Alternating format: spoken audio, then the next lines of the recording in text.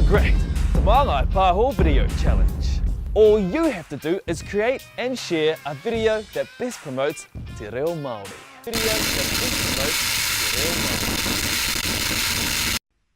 They are enchanted, magical, spiritual language frequency compositional transmitters. Really? Go test them. Okay.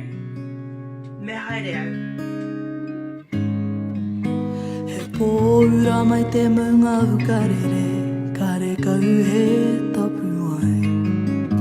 He kingitanga puepu, nōku te ahurewa tapu. He marangai kino I roto I ahau. Auare ake rā, taku whakapū.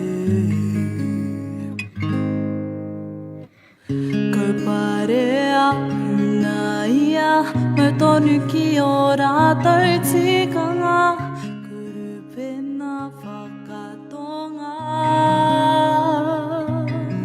he ana te rongo tukuna tukuna te reo kia rere tukuna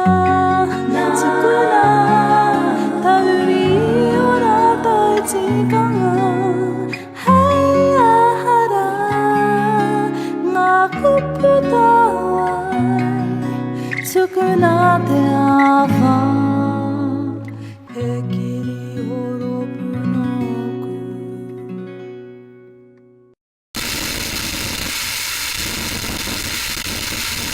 E ora ai te reo, whiua ki te ao.